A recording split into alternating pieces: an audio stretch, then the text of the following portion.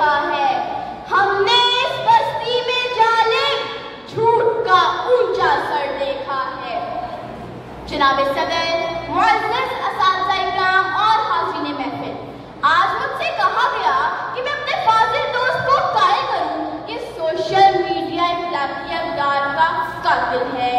जनाब आली, एक मर्तबा तो मेरा कलम डगमगाया और ज़हन की बस वुसअत ने सोचा कि मेरी ज़िंदगी की तो तमाम तर रौनक इस सोशल मीडिया से वाबस्ता है।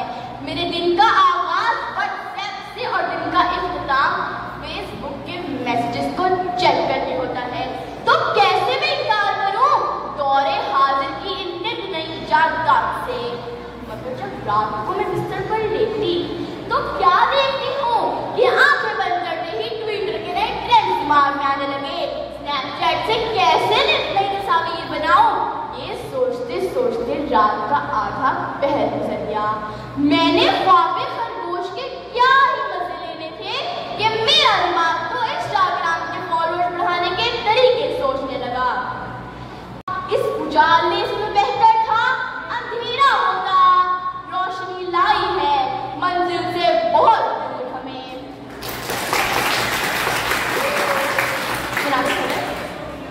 जहां इंटरनेट ने हमारे जमीनी फासलों को कम कर दिया, वहीं हमारे करीबी रिश्तेदारों का आपस में बेगारा कर दिया।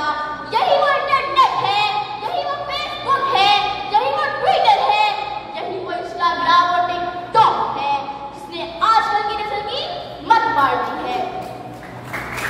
उठाकर फेंक दो बाहर गली में, नई तहजीब के अंडे हैं गंदे।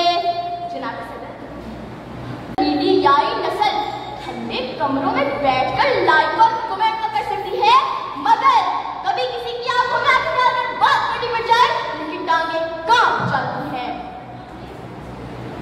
क्या साथियों, कलम, किताब और तहरीर के शौकीन अब मुर्शिद यूट्यूब से रट्टा मारकर इसके में दिलाए देते नजर आते हैं, और मेरे काबिल दोस्त कलम है कि रुकता नहीं, मान लेकिन थमती नहीं, मगर वक्त की कमी के बायस उसे कहती चली। कभी साथ मिलकर बांटा करते थे सब दुख, कभी साथ मिलकर बांटा करते थे सब दुख, आजकल बस मिल जाते हैं और फेसबुक।